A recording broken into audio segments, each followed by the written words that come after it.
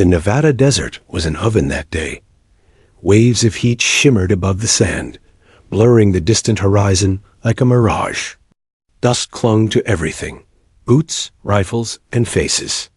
Soldiers from different units had gathered for a special long-range marksmanship event, a test organized by command for morale, training, and a little friendly competition.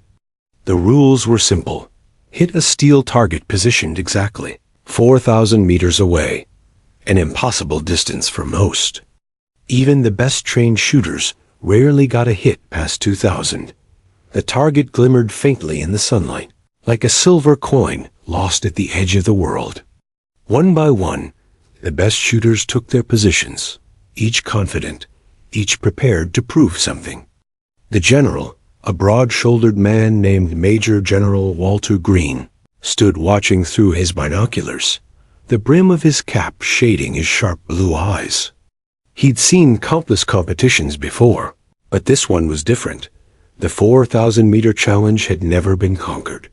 The first soldier lay prone, aligned his barrack rifle, and exhaled. The crack of the shot split the air, echoing off the canyon walls. A few seconds later, the spotter shook his head. "Miss, next," the general called. The second shooter fired. Then the third. Then the fourth. All missed. By the 13th shooter, the air was heavy with frustration. No one could even tell if their bullets were coming close. The wind, shifting unpredictably across miles of desert, made precision nearly impossible. That was when the general chuckled, lowering his binoculars. "Any sharpshooters here?" He called out, loud enough for the entire field to hear. Laughter erupted, nervous, mocking, tired. The soldiers looked around at each other. Most shrugged. A few joked, "Not after that." Someone called out, "Maybe try a drone, sir." The general grinned, but didn't respond. His eyes swept the crowd, until they stopped on someone who hadn't moved since the first shot. Standing a little behind the others was Staff Sergeant Emily Ross. She was in her late 20s, tall but unassuming, with a calm presence that made her blend into the background. Her uniform was neat, her hair tied back in a no-nonsense braid. She wasn't part of the sniper corps or the infantry. Her patch read Logistics Command, a support division. But what caught the general's attention wasn't her insignia. It was the way she was watching. While others laughed, Emily's eyes were fixed on the distant target. She wasn't mocking. She wasn't bored. She was calculating. Green raised an eyebrow. "Ross," he called, "you look like you're doing math instead of laughing. You got something to say?" The soldiers around her turned. Some snickered. "Come on, sir," one said. "She's not even a shooter." Emily blinked, caught off guard by the attention. "No, sir," she said quietly. "Just watching the wind pattern." The general smirked. "Oh, you think you can hit it?" She hesitated. Her instinct was to say no. She wasn't there to show off. She was there as part of the logistics team, managing the event's equipment. But something about his tone, half amusement, half challenge, stirred something deep in her. "I can try," she said finally. The crowd murmured. Someone laughed outright. "Oh, this I gotta see," another soldier said, grinning. The general's smirk widened. "All right, Russ, step up. Let's see what you've got." Emily moved forward slowly. The heat shimmered around her like a veil. Every eye on the field followed her. A corporal offered her the massive Barrett M82A1, its black steel glinting in the sun. The rifle was nearly half her size, heavy and brutal, designed for long-distance anti-materiel shots. Emily had never fired this specific model before, but she had fired something close. Her father had owned a smaller caliber long-range rifle, and she'd learned to shoot before she could drive. She knelt down in the sand, steady and composed, setting the rifle's bipod into the dirt. Her movements were methodical, not nervous, not rushed. The murmurs grew louder. Does she even know what she's doing? She's logistics, man. This is gonna be funny. Emily ignored them all. She adjusted the scope, aligned it toward the distant glimmer, and took in the desert wind. Tiny ripples in the dust told her the air wasn't steady. It curved, danced, and shifted direction past a kilometer. The heat waves distorted the image of the target, but she focused past it on the movement of mirage and light. She remembered her father's voice, faint but steady in her memory. Don't chase the wind, Em. Understand it. The general leaned toward his aide. What's her background again? The aide checked a tablet. Ross Emily, logistics specialist, advanced in mathematics and ballistics theory. Never assigned to combat. Marksman qualified, but no sniper school record. Green grunted. Interesting. Meanwhile, Emily was still adjusting the scope. To the impatient eyes behind her, it looked like she was wasting time, overthinking. But to her, every adjustment mattered. Every fraction of a degree counted. She studied the wind flags, planted at 500-meter intervals. She noticed a subtle pattern. The wind curved slightly left near the midpoint, then shifted right near the target. It wasn't random. It was cyclical. Her breathing slowed. The general finally crossed his arms. Whenever you're ready, Sergeant. Emily nodded, settled the butt of the rifle against her shoulder, and looked through the scope. The field of view tightened. All noise fell away. The laughter faded. The only sound she heard was her own pulse, calm and even. In that moment, the desert didn't exist. Only distance, wind, and silence. She inhaled slowly, her finger resting gently on the trigger guard. The barrel wavered once, then stilled. She exhaled. Then she squeezed the trigger. The rifle thundered, a blast so loud it rattled the sandbags and made a few soldiers flinch. The recoil pushed back into her shoulder, but she didn't move. She held her gaze through the scope. The general raised his binoculars. The spotter squinted through his own. Seconds ticked by. 1, 2, 3, 4. Nothing. Then, faintly, a metallic clang. Someone gasped.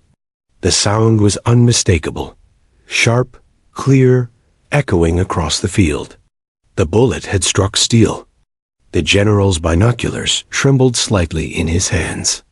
No way. He muttered. The spotter adjusted his scope, voice cracking. Hit confirmed, sir.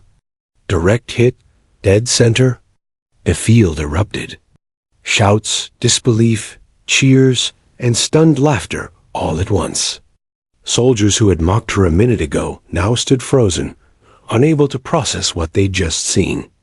Emily slowly stood up, brushing the dust from her knee. She didn't smile. She didn't gloat. She just looked toward the general. Permission to log the shot data, sir? She asked calmly. The general blinked, then chuckled under his breath. A rare, genuine sound. You just made history, Sergeant, he said quietly. You don't need to log that. We'll remember it. She nodded once, expression unreadable, and turned to walk back toward her station. The soldiers parted to let her pass, their eyes following her in silent awe. For the rest of the afternoon, no one else hit the target, but everyone kept glancing at that distant steel plate, gleaming faintly in the sun, a silent witness to the moment, when a quiet woman with steady hands had done what no one else dared believe possible. And somewhere deep in the desert wind, the faint echo of that single perfect shot lingered, long after the dust had settled. The sun had barely dipped beyond the dunes when the base cafeteria buzzed with one topic, the shot. Every soldier, cook, and mechanic had heard about it by now. She hit it? At 4,000 meters? No way, man. Rumors spun faster than the truth could keep up. Some said she used a hidden laser system. Others swore it was luck, pure coincidence. But those who had been there, who heard the metallic ring with their own ears, couldn't stop replaying it in their minds. Staff Sergeant Emily Ross sat alone at a corner table, her tray untouched. She wasn't used to attention. She had spent her career behind screens and spreadsheets, solving supply problems, not drawing eyes. But now, every whisper felt directed at her. A group of soldiers walked past, trying and failing to whisper quietly. That's her. The sniper without a title. She's not even combat, right? Yeah, logistics or something. Wild. Emily didn't look up. She stirred her coffee absently, her mind somewhere else, on the shot itself. She wasn't proud, exactly. It wasn't about pride. She was thinking about why she hit it. The angle, the wind pattern, the subtle curve she noticed. It all fit perfectly into her calculations. She had trusted her numbers more than her instinct, and that made all the difference. Mind if I sit? Emily looked up. It was Lieutenant Harris, one of the spotters from earlier. He was tall, built like a linebacker, with a grin that said he still didn't quite believe what he'd seen. Sure, Emily said softly. He sat down, leaning forward. I've been doing this for 10 years. I've never seen anyone do that. You didn't just hit it. You nailed the center. Like exact center. Emily smiled faintly. I had good data? Harris chuckled. Data? You sound like an engineer. Math major, she replied, sipping her coffee. Wind speed, humidity, air density, spin drift. It's all numbers. If you treat them right, they tell you where to shoot. He whistled. You make it sound easy. It's not, she said. It's patience. And seeing what others miss. At that, Harris leaned back, studying her. So you've done long-range shooting before? Emily hesitated. A little. My dad taught me when I was a kid. We had this big open field back in Montana. He'd set up cans half a mile out, and a mile, then 2. He called it quiet work. Said a real shooter isn't fighting the gun. They're fighting themselves. Her voice trailed off for a moment. Harris nodded quietly, sensing the weight behind her words. Guess the general's gonna have a field day with this, he said after a pause. You realize you embarrassed half his best men today. Emily's eyes lifted, calm and direct. That wasn't my intention. Maybe not, Harris said, grinning, but it sure happened. The next morning, the base was buzzing again. The general had ordered a video review of the shot. Drones had captured the footage from multiple angles.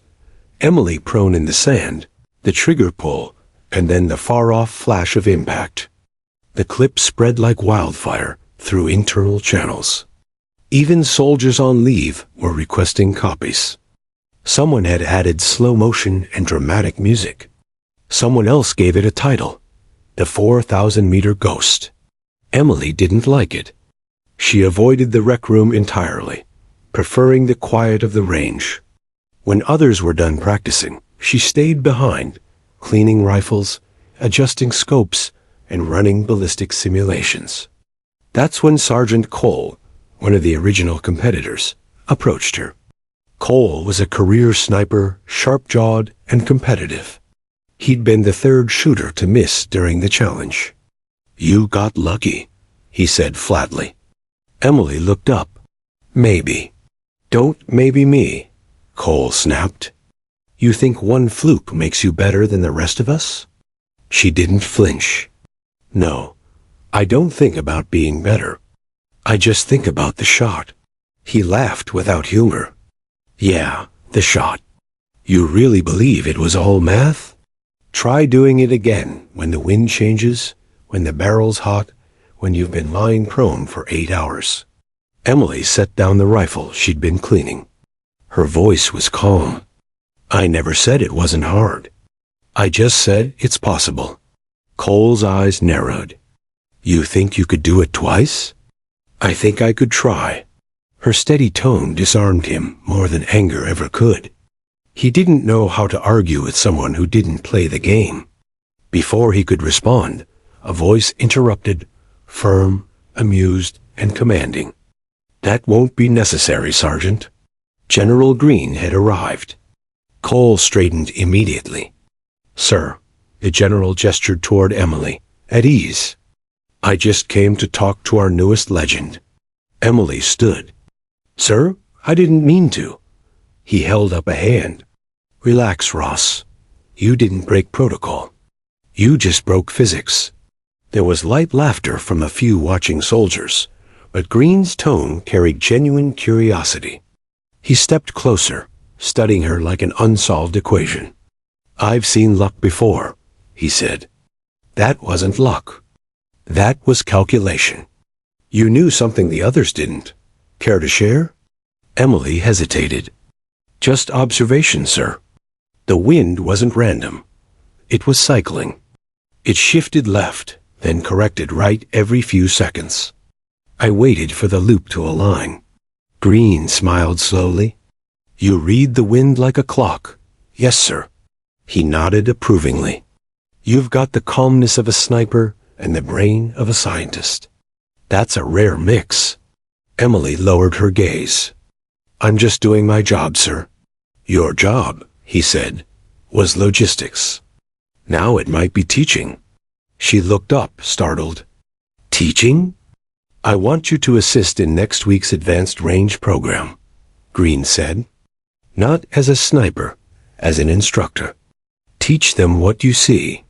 Maybe it's time we learn something new about precision." Cole's jaw tightened. Emily said nothing for a moment, unsure if she should accept. "Sir, I'm not sure I'm qualified." The general cut her off with a smile. "You hit a target no one else could. You're qualified." That night, Emily sat on her bunk, staring at the faint glow of her tablet. A message blinked on the screen, an old one from years ago, saved in her drafts. It was something her father had sent before he passed. "Remember, the bullet isn't what matters. It's the moment before it leaves the barrel. That's where truth lives. That's where calm wins." She smiled faintly. For the first time in years, she felt that same calm again, not from numbers, but from purpose. She didn't want fame. She didn't want a nickname. She wanted to teach others to think, to breathe, to see, to understand that hitting a target wasn't about power. It was about peace. By morning, the story had reached higher command. Green's report described her hit as a demonstration of unprecedented precision under natural conditions. The video had gone beyond military circles, landing on the feeds of civilian marksmen, engineers, and even science publications. They debated her calculations, wind timing, and probability. Emily didn't read the comments. She just returned to the range, same uniform, same calmness, and started setting up new flags at 500-meter intervals. When Harris passed by, he grinned. "Setting up for round two?" She shook her head. "Setting up for teaching. Someone else needs to make that shot next." He smiled. "You're really something, Ross." She looked toward the distant horizon, where the steel plate still gleamed faintly under the morning sun. "No," she said quietly. "I just listened when everyone else stopped paying attention." The wind tugged at her braid as she raised her hand, feeling the air's direction again. The desert, vast and empty, seemed to answer in silence. And for a brief, still moment, she smiled, knowing this was only the beginning. The next week began with a hum of tension on the range. Soldiers moved briskly under the early Nevada sun, setting up targets and recalibrating scopes. Dust swirled like smoke from the ground. At the far edge of the field, a new banner flapped in the wind. Advanced Precision Program, Observation and Control. Handwritten, taped crookedly and unofficial. It was Emily's idea. General Green had given her permission to run the session. Not as a sniper trainer, but as an analyst, a thinker. The soldiers were skeptical. They weren't sure what a logistics sergeant could teach seasoned marksmen. Still, orders were orders. As they gathered in a semicircle, Emily stood at the front in her usual quiet posture. No sunglasses, no bravado. Just a notebook, a wind gauge, and a calmness that felt almost out of place in the restless desert air. "All right," she began, voice soft but steady. "I'm not here to teach you how to shoot. You already know that. I'm here to teach you how to see before you shoot." A few exchanged glances. Sergeant Cole, arms crossed, muttered something under his breath. Emily ignored it. She held up a tablet displaying wind data from the previous day. "You see this?" she said, pointing to the waveform graph. "This is yesterday's wind cycle. Notice how it doesn't stay random. It moves in a repeating curve every 7 seconds. The wind isn't chaos. It's rhythm. And rhythm can be read." The soldiers stared, unsure whether to be impressed or confused. "Sir," one of them said, "out there, you don't have 7 seconds. You've got a heartbeat." Emily smiled faintly. "Then use it. Your heartbeat is part of the pattern." She knelt, drew a line in the dirt, and began sketching a combination of wind direction, target distance, and bullet drift angles. Her movements were precise, deliberate. It wasn't theory. It was language, the language of accuracy. "Every shot," she said, "is math disguised as instinct. You can't control the world, but you can understand it well enough to predict it." There was silence for a moment, the kind of silence when a room begins to listen for real. Then she stood, brushing sand from her hands. "Now," she said, "let's prove it." The test was brutal. Each soldier had to hit a target at 2,000 meters, half the distance of Emily's legendary shot, but with added difficulty, shifting wind and glare. Emily watched closely as Cole went first. He was methodical, experienced, but impatient. His first 2 shots missed wide. The spotter called corrections, but the hits danced around the target, never landing true. Cole cursed under his breath. "Wind's changing too fast," he muttered. Emily knelt beside him, pointing toward the flags. "It's not changing," she said softly. "It's looping. Count it." Cole frowned. "Count it? Watch the middle flag," she said. "It leans right, then relaxes, then left. 7 seconds. That's your rhythm. Fire on the 4th count." Cole hesitated, then focused. The moment the flag leaned right again, he exhaled and fired. Clang. The bullet struck steel. He blinked, stunned. "No way." Emily stood. "You didn't fight the wind this time," she said. "You let it tell you when." For the first time, Cole didn't have a comeback. One by one the others tried. Some failed. Some succeeded. But every time they applied her counting method, their accuracy improved. The data didn't lie. Hit ratios jumped by 40%. By mid-afternoon, even the most skeptical snipers had fallen quiet, watching her work. Emily didn't brag, didn't lecture.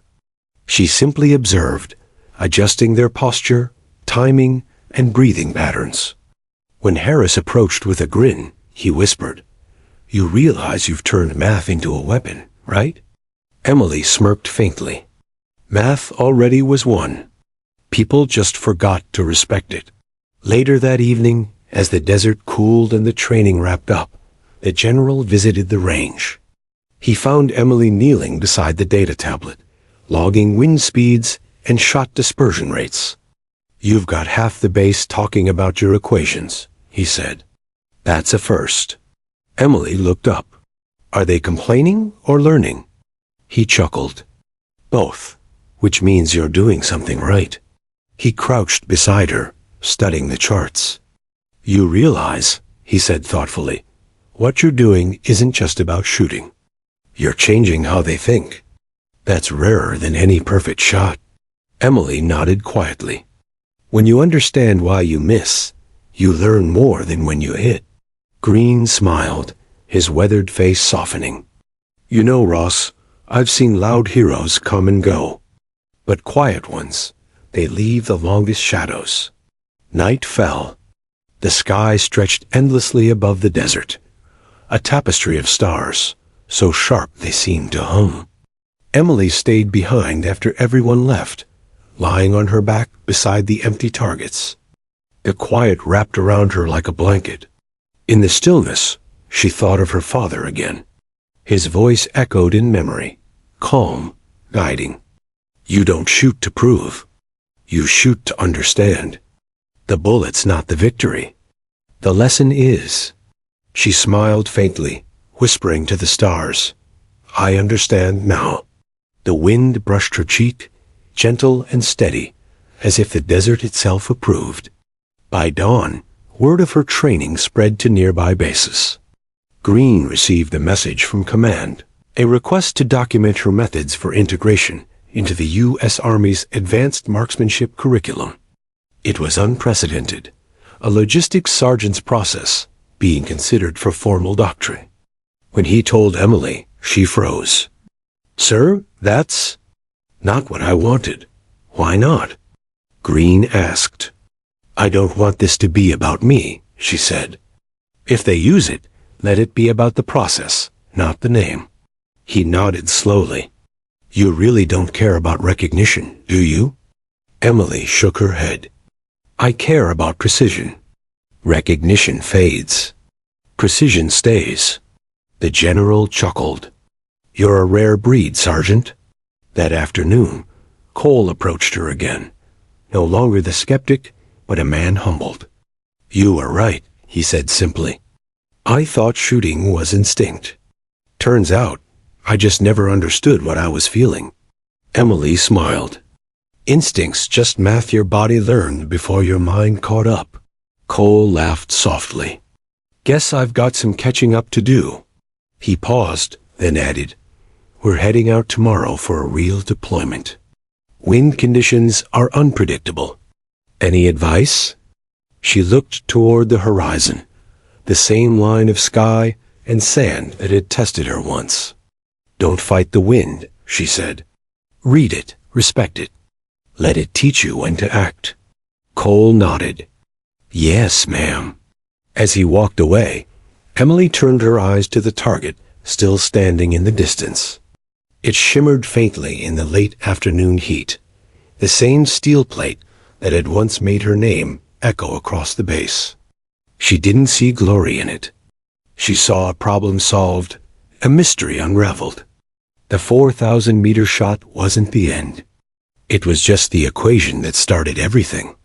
And for the first time in her career, she realized that precision, the kind that could still a crowd and silence doubt, wasn't found in rank, or fame, or even the shot itself. It was found in the moments before, in the breath, the calculation, the stillness that connected mind and world. That was her secret. That was her power.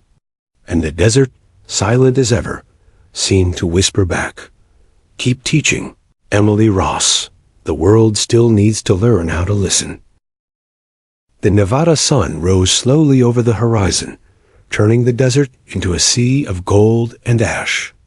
Emily Ross stood near the edge of the range, scanning the faint shimmer of heat waves with a sense of quiet focus. She had no idea that this day, the one meant to be routine, would become the moment her theories, her control, and her calm precision would be tested under fire. It started as a simple demonstration.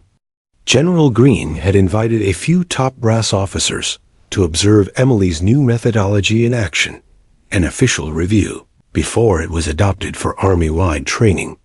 The idea was to show how her pattern perception system could enhance sniper accuracy in real conditions. By 0800 hours, a small crowd had gathered, high-ranking observers, skeptical specialists, and a few of the soldiers Emily had trained over the last weeks.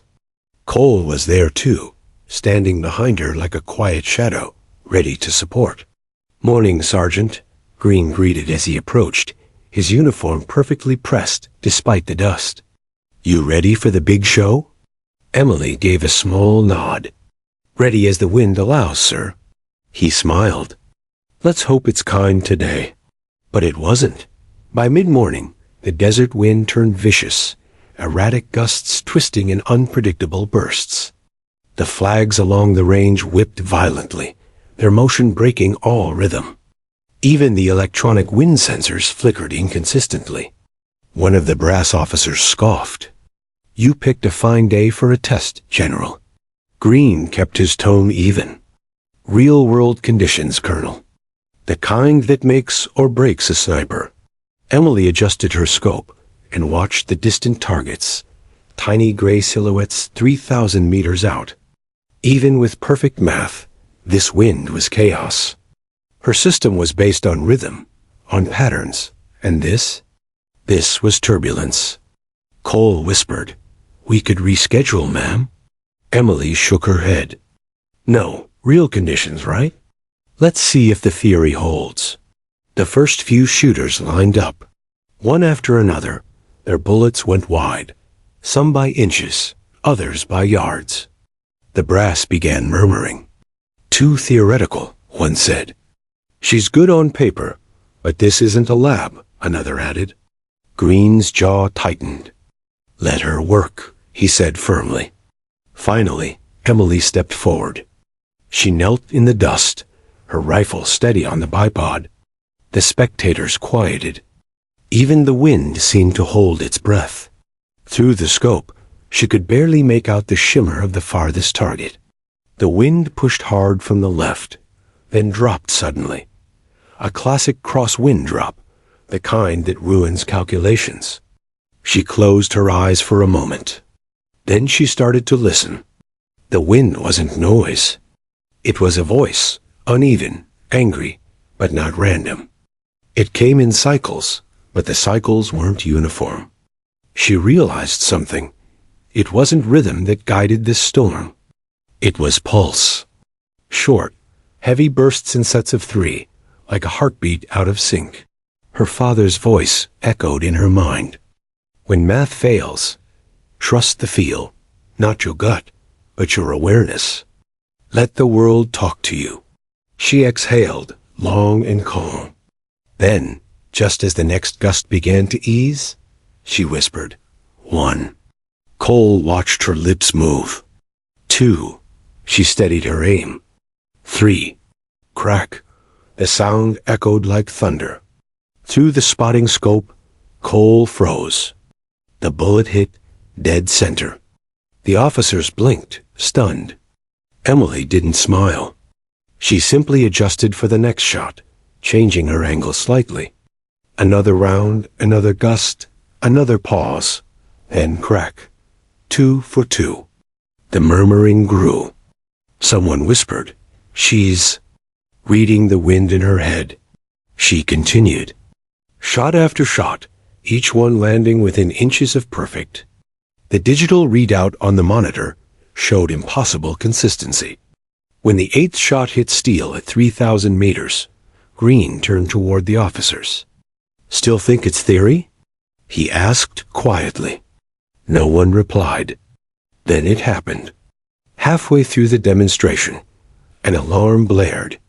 A convoy training exercise nearby had gone wrong. A drone malfunctioned, and one of the transport trucks carrying live ammunition had caught fire 2 miles east of the range. The fire spread fast. If it reached the munitions inside, the explosion could take out half the desert compound. The brass officer scrambled.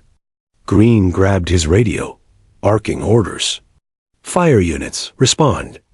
Evac all personnel east of Sector 7. Emily turned toward the smoke column rising in the distance, thick, black, and curling into the sky. The wind pushed it toward the base. Cole looked at her. "That fire's moving fast." She nodded. "Too fast." The general shouted, "We need suppression, but it's too dangerous to send men that close." An idea sparked in Emily's mind. "Sir, Do we still have the surveillance drone from last week's recon test? Green blinked. Yes, but load it with the suppressant canisters from the vehicle bay. We can trigger a release over the fire zone from range. The colonel frowned. That's not protocol. Emily shot him a look that silenced him. Neither is letting a truck explode. Minutes later, they set up the drone's targeting module. The suppressant pods were makeshift, not designed for precision, but it was their only chance. The issue, the drone's targeting system was fried. Manual control only. Someone had to calculate drop points manually from 3,500 meters away. Green looked at her. Ross, you're the only one who can make that call. Emily didn't hesitate. She took her spot behind the control interface, entering coordinates manually, watching wind drift in real time. The drone hovered above the burning convoy. Heat distortion making it dance like a mirage. Wind direction? Green called. Variable, east-northeast, Emily replied, fingers flying over the console. Speed, 27 knots. No, 29. Adjusting for gust buffer. Cole leaned in. At that distance, you'll have maybe a 2-second release window. I only need one. She counted the wind pulses again, the same 3-beat rhythm she'd felt earlier. Her heartbeat matched it. Marking target, and the world narrowed to silence. Drop.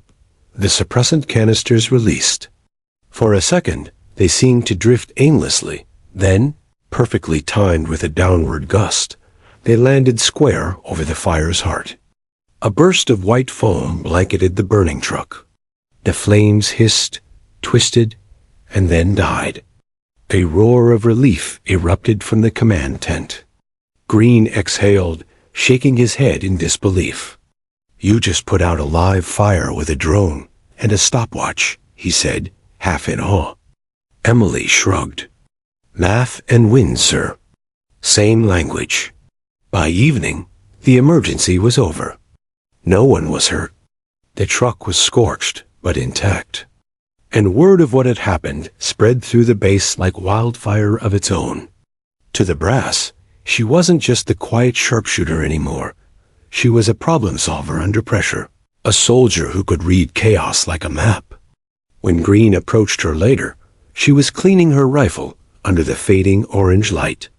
You know, he said, most people freeze when things fall apart. You seem to come alive. Emily looked up, expression calm. Maybe because things only look like they're falling apart when you stop looking closely. He smiled. Command's going to hear about this, whether you like it or not. She sighed softly. Then I'll make sure the story's about the team. Too late, Green said, laughing. They're already calling you the Wind Whisperer. Emily groaned. That's awful. Catchy, though, Cole added, grinning from behind her. That night, as the desert cooled again and the stars returned, Emily sat on the tailgate of a transport truck, sipping coffee from a dented tin mug. Cole joined her, silent at first. After a while, he said, You ever think about how strange it is? All this started with one lucky shot? Emily shook her head slowly. No such thing as luck. Just preparation meeting the right moment. Cole smiled. You make it sound easy. It's not, she said, looking toward the dark horizon. But it's simple. Calm is a skill. Precision is a choice. She sipped her coffee and added quietly, and sometimes, that's all that stands between disaster and control.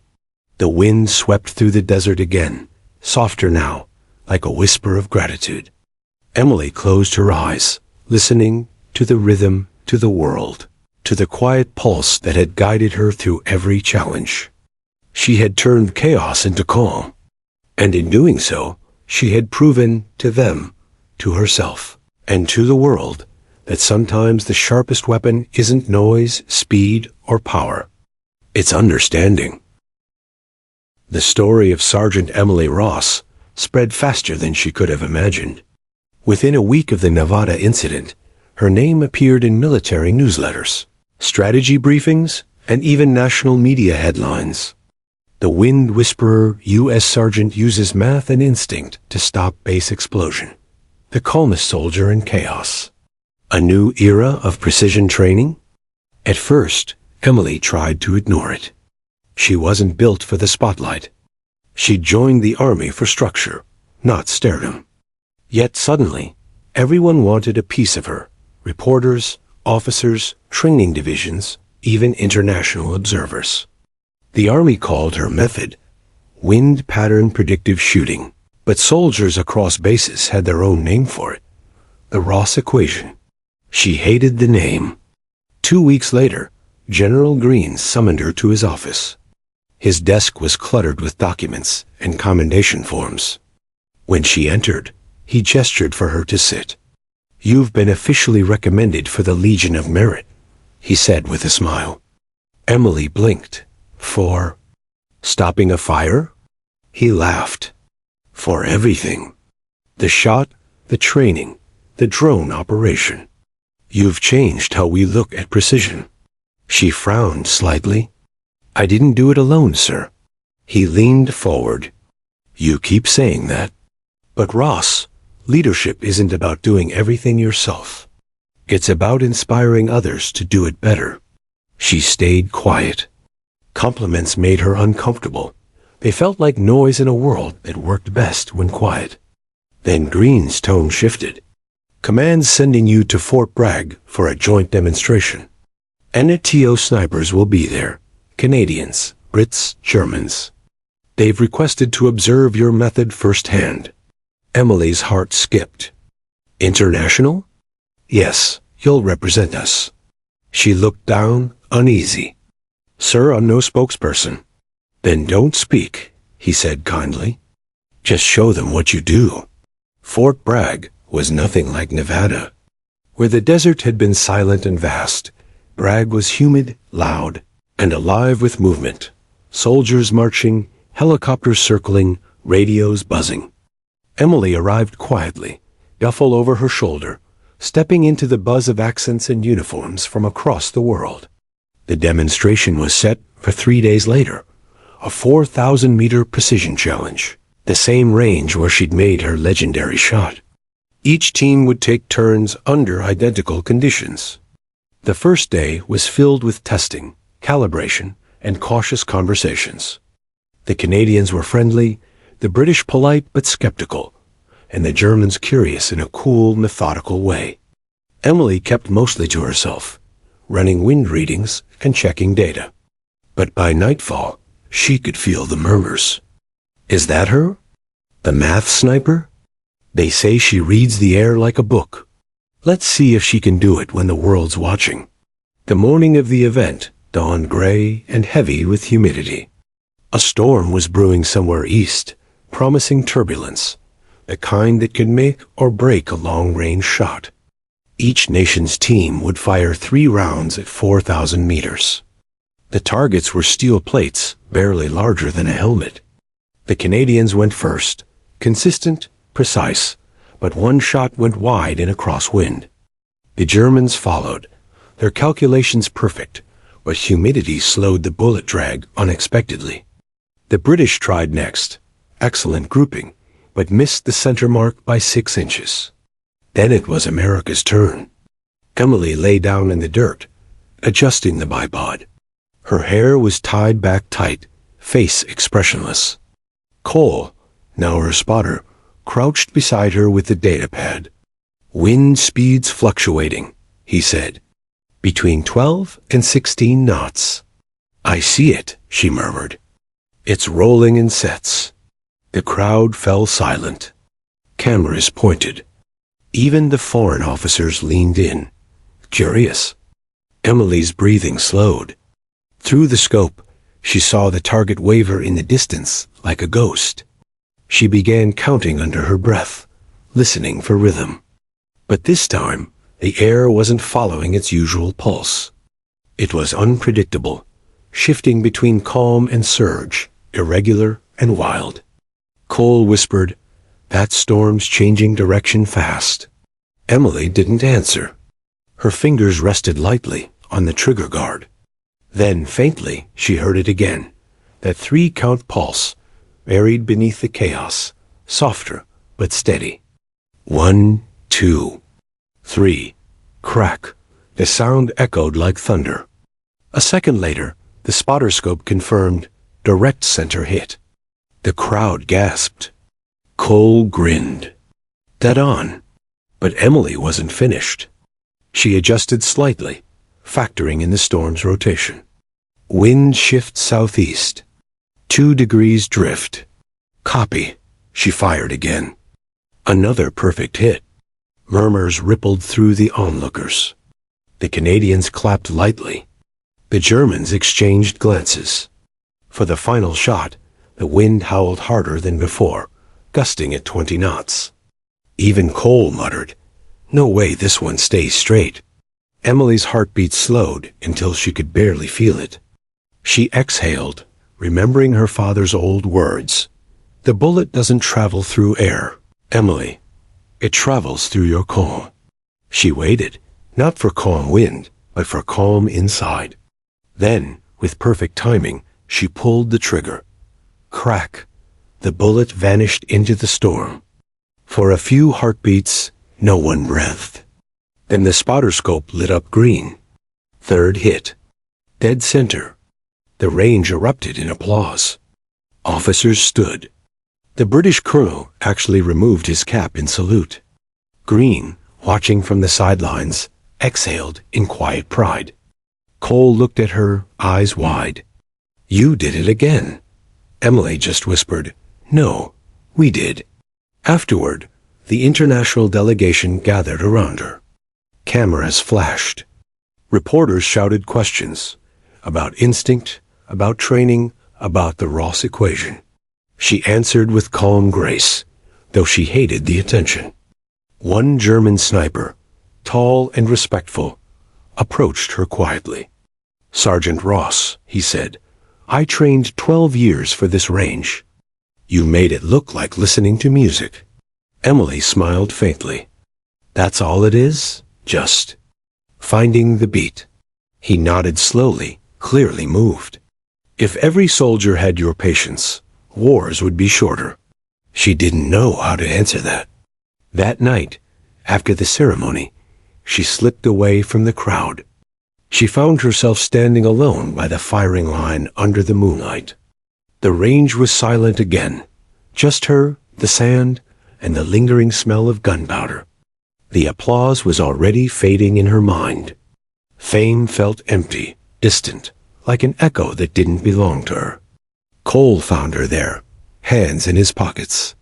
"You disappear faster than a bullet," he joked. She smiled softly. "Crowds make too much noise. Can't hear the wind." He laughed. "You realize what you did today, right? You made history again." Emily looked toward the horizon. "I didn't come here to make history. I came to understand it." Cole tilted his head. "Meaning?" She glanced at him. "History's just people trying to control chaos. I just learned how to work with it." He studied her for a moment, then said quietly, "You ever wonder if that's why you're so good? Because you don't fight the world, you listen to it?" Emily's eyes softened. "Maybe. Or maybe I just learned that control isn't about power. It's about trust." They stood there for a long while, silent. The storm had passed. The air was still again, perfectly balanced, like the world itself had exhaled. In that moment, Emily Ross, the quiet woman who once stood behind louder soldiers, realized something profound. She hadn't just changed how people shot. She had changed how they saw. As she walked away from the range, her boots crunching softly against the gravel, the echo of the last bullet still lingered in her mind. It wasn't just a shot. It was a statement that precision was not born of strength or noise, but of stillness and understanding. And somewhere far away, across the Atlantic, in the offices of NATO Command, her name appeared again. this time attached to a new initiative, the Ross Precision Program, a global training standard. She would soon find herself teaching the world what she'd once learned alone in the silence of Nevada. But for tonight, she let the wind carry the story instead. It had been 3 months since the demonstration at Fort Bragg, 3 months since Sergeant Emily. Ross had become a household name in every military division across the Atlantic. In that time, she had traveled from base to base, Fort Benning, Pendleton, Quantico, running workshops for elite snipers and instructors. Wherever she went, her name carried weight. Soldiers treated her like a legend, and officers quoted her methods like scripture. Yet the more people praised her, the less she felt like herself. She still wore the same uniform, still carried the same scuffed rifle. But the silence that once grounded her was gone, replaced by applause, attention, and endless questions. At night, in temporary quarters or sterile guest offices, she often sat awake with her field journal open, the same one she used in Nevada. Only now, the pages were filled not with numbers, but with frustration, the patterns changing. Too many voices. Too much noise. Her next assignment brought her to Washington, D.C., not to the field, but to the Pentagon itself. A new global initiative had been approved, the Ross Precision Program, to be implemented across NATO sniper schools. It was a historic milestone, and one she hadn't asked for. When she entered the briefing room, she immediately felt out of place. The table was lined with senior officials, men in tailored suits, and generals with too many stars to count. General Greene was there too, seated beside her. He gave her a reassuring nod. "Gentlemen," he began, "we're not just adopting a new method, we're adopting a new mindset. Sergeant Ross has redefined what precision means in modern combat." One of the defense analysts leaned forward. "Impressive, yes. But we're also looking at the potential to commercialize aspects of her algorithm. Wind prediction tech, targeting automation. Imagine the civilian applications." Emily stiffened. "You mean sell it?" The man smiled thinly. "Let's call it partnership. Aerospace, defense contracts, even AI companies are interested. You'd be surprised how valuable your Ross equation is outside the military." She exchanged a glance with Greene. His expression had darkened. "With respect," Emily said, keeping her voice calm, "I developed those models for training and safety. They weren't meant to become weapons for profit." The analyst chuckled. "Everything useful becomes profitable eventually, Sergeant." Greene's voice cut through like steel. "Not under my watch." The room went silent. Emily's jaw tightened. She'd never been interested in politics, but now she realized her discovery wasn't entirely hers anymore. It belonged to the system. And systems, she knew, could twist anything. That night, she stood alone outside the Pentagon, watching the flag ripple under the floodlights. The city buzzed behind her, cars, sirens, conversations, a chaos of humanity. She missed the quiet rhythm of Nevada wind. Greene found her there, hands in her pockets. "You handled yourself well in there," he said softly. "I didn't handle anything," she murmured. "I just told the truth." "That's handling more than most," he replied. She sighed. "They don't understand, sir. The math isn't the magic. The mindset is, you can't automate awareness." He nodded. "And yet they'll try." For a while, they stood in silence, the city lights reflecting in the dark glass of the Pentagon's walls. Then Greene said, "You know, Ross, when you teach people how to see differently, you can't always control what they do with that vision." "I know," she whispered, "but I wish I could." A week later, she was sent overseas to a NATO training facility in southern Germany. The mountains were green, the air sharp and clean, the kind of landscape that reminded her why she loved precision in the first place. Her job was to train an international task force of 12 elite marksmen. Each came from a different country, each with a different personality and ego. The first day, the skepticism returned. An American logistics sergeant teaching us how to shoot. One French sniper muttered under his breath. Another, a British officer named Captain James Ellery, folded his arms. We've all read your reports. But equations don't win wars. Instinct does. Emily didn't argue. She simply said, "Then let's see whose instinct holds better at 3,000 meters." The range test began. By noon, the wind shifted rapidly through the valley, unpredictable and rough. Emily watched silently as each man took his turn. Some hit close, most missed. When it was her turn to demonstrate, she didn't explain, didn't dramatize. She just lay prone, took a breath, and listened. The flags whispered. The air pulsed. She felt the rhythm return, like an old friend. She fired once. The bullet struck dead center. No one spoke. She sat up, dusted off her knees, and said quietly, "Instinct isn't born. It's practiced awareness." From that moment, they listened. For the next week, she worked them harder than they expected. She made them count breaths, record pulse cycles, note how temperature altered sound. She didn't just teach shooting, she taught listening. By the 5th day, something remarkable happened.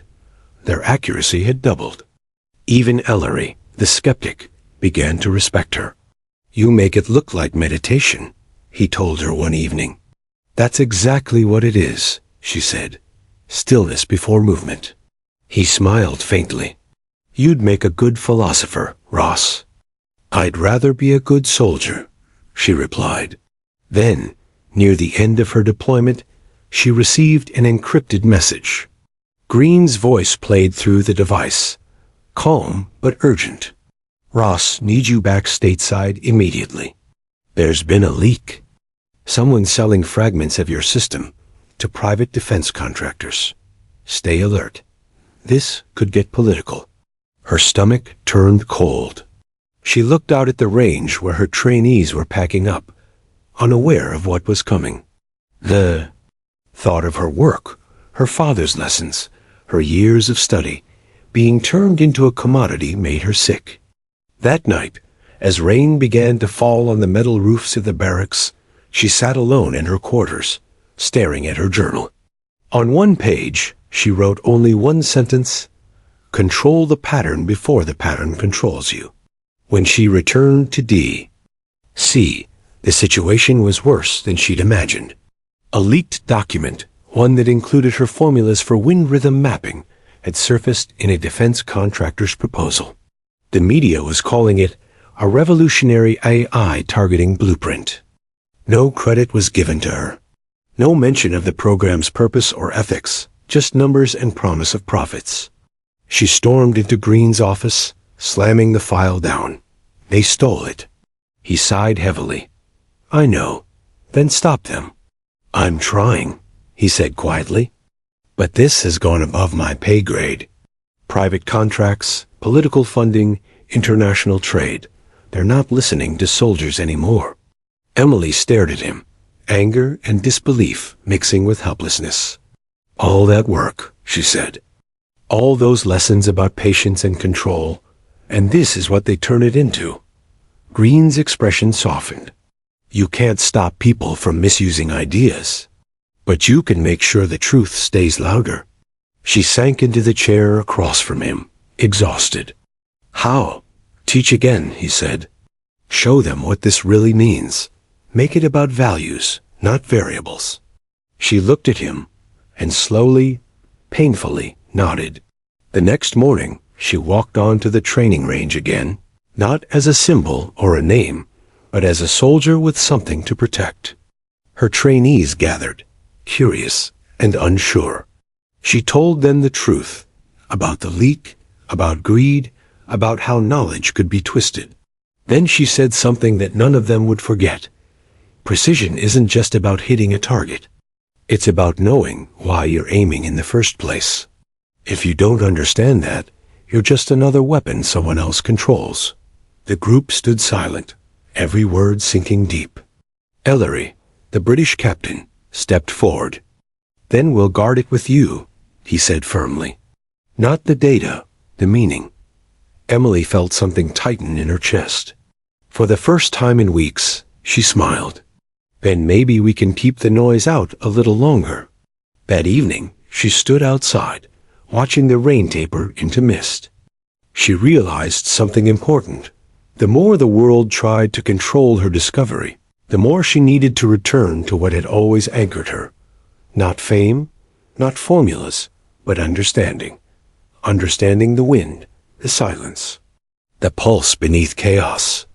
The world could copy her math, but it could never copy her calm. And that, she finally knew, was her real legacy. The rain over Washington had not stopped for 3 days. It seemed to mirror the storm building inside Sergeant Emily Ross, ever since her discovery had been leaked. She'd been walking through corridors of secrecy, called into briefings that ended in silence, asked to trust the process, told that the higher-ups were handling it. But no one was handling anything. The truth was being buried. That morning, she received a coded message, not from General Greene, but from someone else. An anonymous contact who signed only as Echo 7. "If you want to know who sold your system, meet me at 2,200 hours, Pier 16. Come alone." It was the kind of message soldiers were taught to ignore. But Emily had never been one to ignore a pattern, and this one didn't feel random. The pier was quiet under a shroud of fog. The Potomac lapped softly against the pylons, and a freighter's horn moaned somewhere in the distance. Emily stood with her hood up, scanning the shadows. A figure stepped out from behind a stack of cargo crates, tall, wearing a dark coat. He didn't speak at first, just looked at her with sharp, calculating eyes. "Sergeant Ross?" he said finally. "Who are you?" she asked. "Someone who used to believe in what this country stood for," he replied. "Until I saw what it does to the truth." He tossed a flash drive toward her. "That's everything. Emails, contracts, meeting logs. The leak wasn't an accident. It was authorized. The Pentagon gave clearance to transfer your data to a private weapons developer called Stratcor Dynamics." Emily's stomach turned. "Authorized by who?" He hesitated. "Someone close to your command chain. Green's name shows up on several documents." She froze. "That's not possible." The man's eyes softened. "Then check it yourself. But be careful. Stratcor doesn't play clean. If you go digging, they'll know." Before she could speak, he melted back into the fog, leaving her alone with the drive burning cold in her hand. She didn't sleep that night. She sat at her desk in her small apartment near the base, staring at the flash drive. Part of her wanted to throw it away, to believe Green was innocent. He had been her mentor, her anchor in the chaos. But the soldier in her knew one rule: verify before you trust. When she finally opened the files, her heart sank. There it was, digital contracts stamped with the Department of Defense seal, and Green's electronic signature at the bottom. There were memos discussing data monetization, civil-military crossover applications, and shared patents with Stratcor. She read each line in disbelief. The man who had taught her integrity, who had defended her when the generals dismissed her, had apparently sold her work. She closed the laptop slowly, her chest heavy. The sound of rain against the window lured into the pounding of her pulse. The next morning, she went straight to the base, her face pale but composed. She walked past salutes and greetings without responding, straight to Green's office. He looked up as she entered, surprise flickering across his face. "Ross, I didn't expect." She dropped the flash drive on his desk. "Then maybe you should have." He stared at it, then at her. "What is this?" "You tell me," she said tightly. "Emails, contracts, signatures. Your name on every one of them." He leaned back slowly, exhaling. So you found it. Found what, sir? That you sold the raw system to Stratcor? That you let them turn training algorithms into killing tech for profit? His jaw flexed. It's not that simple. It's exactly that simple, she snapped. You knew what that data could do. You knew it wasn't meant for commercialization. Green stood, his expression hardening. Listen to me, Ross. This wasn't greed. It was strategy. Stratcor has influence, funding, resources.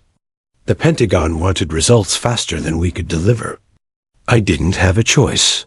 There's always a choice, she said. He met her eyes, something like guilt flickering behind his sternness. You don't understand how Washington works. I understand exactly how the wind works, she said coldly. And I can tell when something's shifting in the wrong direction. That night, she made a decision, one that would change her life forever. She packed her duffel bag, took her rifle, her journal, and the flash drive. She wasn't going to stay silent. Her father's voice echoed in her mind. Truth isn't loud, Emily. It's steady. It lasts longer than the noise. She reached out to an old friend, investigative journalist Lydia Tron, who'd once embedded with her unit overseas. Lydia had always said, when the system hides something, you shine a light. Emily sent her the message. Need to meet. Urgent. Bring encryption tools.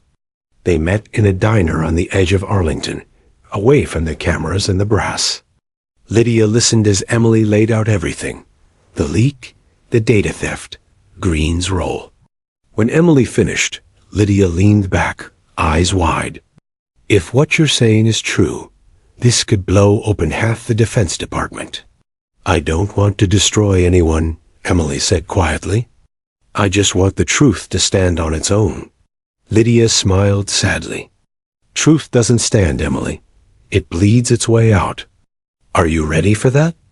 Emily looked down at her hands.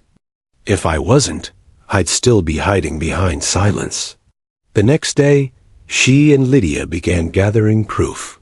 They traced payment trails, encrypted messages, hidden contracts linking Stratcor executives to Pentagon officials. Every click on Lydia's laptop brought another layer of rot to the surface. By midnight, they had enough evidence to trigger an official inquiry. But they also triggered something else. At 2:14 a.m., a black SUV parked outside Emily's building. Two men in civilian clothes stepped out and began scanning the area. Lydia spotted them first. They found us, she whispered.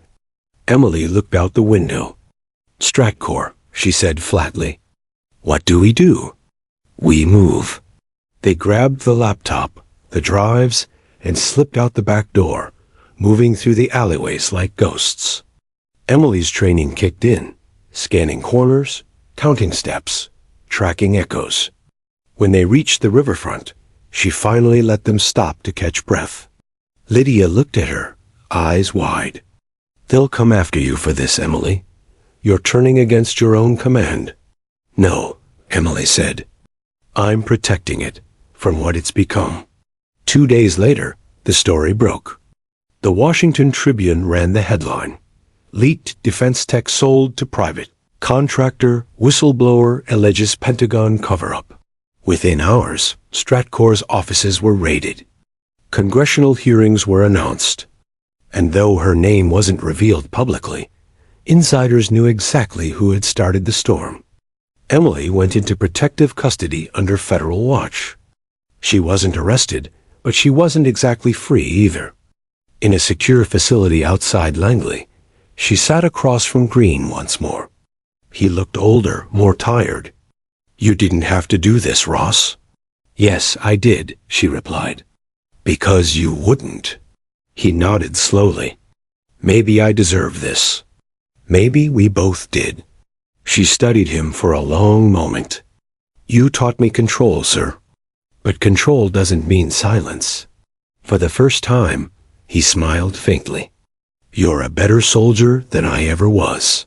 Not better, she said. Just awake. When she was finally cleared to leave, the air outside felt cleaner, sharper. She went back to Nevada, to the same desert range where it had all begun. She set up her rifle, lay prone, and stared through the scope. The wind brushed against her cheek like an old friend. She closed her eyes, breathing with the rhythm of the earth. There was no applause now, no politics, no cameras. Just distance, focus, and calm. She squeezed the trigger once. The bullet traveled 4,000 meters and struck the target dead center. But this time, she didn't smile for precision. She smiled for peace. The Nevada desert looked just as it had years ago. Vast, golden, and endless. But to Emily Ross, it no longer felt like the proving ground it once was. It was home. Months had passed since the Stratcor scandal. Investigations had rolled through Washington like a sandstorm, exposing layers of corruption that reached deep into the defense system. Some careers ended overnight. Others vanished quietly. Through it all, Emily kept her distance. She refused interviews, denied awards, and turned down the book deals that poured in. She had no interest in turning her pain into a product. All she wanted was stillness, a place where truth could breathe again. She'd built a small cabin near the training grounds, far from the hum of the base. It wasn't much, a cot, a wood stove, a table, and a wall covered in maps. Her journal lay open beside an old photo of her father. Some nights she'd reread his notes. A soldier's greatest weapon isn't their rifle. It's the clarity to know when not to pull the trigger. That line had guided her through everything. The fame, the betrayal, the chaos. Now it anchored her in solitude. But she wasn't entirely alone. Every few weeks, letters arrived from her former trainees. Ellery from the UK, Sophia from Spain, Hiro from Japan. They shared how they'd built new sniper programs modeled not on her equations, but on her philosophy. Calm before control. It was spreading quietly, like wind. One evening, as the sun dipped below the horizon, a vehicle appeared in the distance, kicking up a slow trail of dust. Emily stood outside her cabin, hand shading her eyes, until she recognized the shape of the man stepping out. General Green. He looked different now, retired, older, a faint limp in his step. His uniform was gone, replaced by a worn jacket and a humble expression. "Permission to visit?" he asked softly. She gave a faint smile. "Always." They sat outside on the porch, watching the desert swallow the last light. Neither spoke for a long time. Finally, Green said, "They offered me immunity in exchange for testimony." I took it. Stratcor's finished. But the machine will build another Stratcor someday. I know, she said. Systems don't change overnight. He nodded. But people do. She looked at him, seeing in his tired eyes the same fire she once admired. You were caught in something bigger than you, sir. Maybe we all were. Green exhaled. Still doesn't excuse what I did. I traded truth for convenience. You didn't. Emily looked out at the horizon, where a faint wind kicked up spirals of sand. I didn't because I couldn't. Once you feel how quiet the truth is, you can't unhear it. He smiled faintly. You always had a way of turning philosophy into precision. As night fell, Green pulled a small envelope from his jacket. This came through official channels. You've been reinstated. Full honors, with the option to head a new research division. They want you to return. She stared at the envelope for a long time before shaking her head. I'm done with orders, she said. The battlefield taught me discipline. A betrayal taught me awareness. But peace, I had to find that on my own. He nodded slowly. Then what will you do? I'll teach, she said. Not soldiers, civilians, kids who think power is about loudness. I want them to learn that strength is actually quiet. Green looked proud. You'll change more lives that way than any weapon ever could. They sat in silence again, listening to the wind hum through the sagebrush. Before he left, he turned back to her one last time. For what it's worth, Ross, you made the military remember what honor sounds like. She smiled softly. It sounds like silence, sir. Weeks turned into months, and true to her word, Emily began teaching. She opened a small academy, the Still Point Institute, a program blending precision training with mindfulness. Students came from everywhere, veterans struggling to find peace, young engineers chasing focus, even police officers wanting discipline without aggression. There were no ranks, no salutes, no politics. Only breathing, awareness, and calm. Every morning, she'd start class with a single phrase written on the chalkboard. Stillness is not weakness. It's preparation. Under her guidance, students learned to shoot not at paper targets, but at metal chimes placed in the wind. The goal wasn't to hit them. It was to hear them before they struck. By the end of each course, they weren't just better shooters. They were steadier humans. Word spread. Her philosophy began influencing military academies quietly, reshaping how future snipers were trained. Less aggression, more awareness. It became known unofficially as the Ross Doctrine. One autumn evening, after dismissing her students, Emily sat alone outside the cabin. The desert was bathed in gold, the horizon painted with soft streaks of pink. She took out her journal and began to write, I used to think precision was about distance. But it's not. It's about presence, the exactness of this moment. You can't miss what you fully understand. As she closed the notebook, she heard footsteps behind her. Lydia Tron, the journalist who had risked everything with her, walked up, smiling. You really disappeared this time, Lydia said.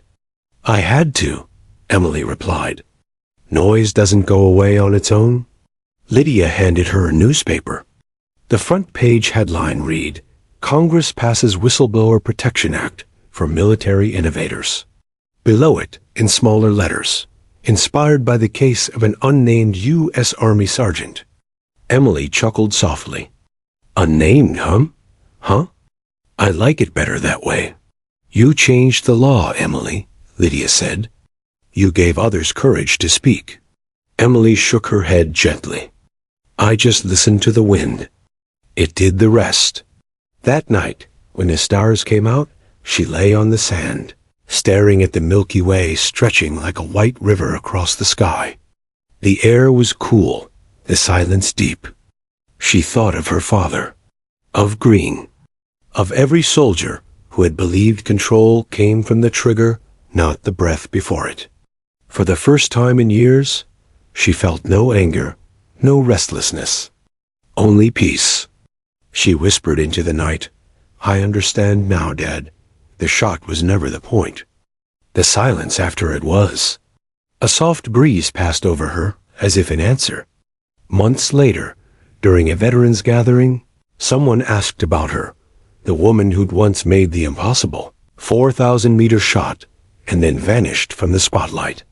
An old soldier smiled and said, She's still out there, teaching people that hitting the mark isn't about pulling the trigger. It's about knowing why you're aiming in the first place. The crowd fell quiet, and for a moment, even among thousands, the silence felt alive. Back in Nevada, a new class of students lined up at dawn. Emily stood behind them, calm and steady as always. Today, she said softly, you'll fire one shot each. Not to hit the target, but to hear it, to understand it. Because awareness, not accuracy, is what saves lives. The students nodded. The desert air shimmered. She lay down beside them, her eye behind the scope, and let the wind speak. When she fired, the sound cracked across the valley, sharp, clean, perfect. And then came the silence. Long, powerful, endless. The same silence that had started everything. Epilogue years later, a plaque was placed quietly at the Nevada range. It bore no rank, no title, just words. Sergeant Emily Ross. She heard what the world forgot to listen for. Visitors often stood before it in silence, listening. And sometimes, if the wind was right, they swore they could hear the faint echo of a rifle, followed by the soft hum of peace.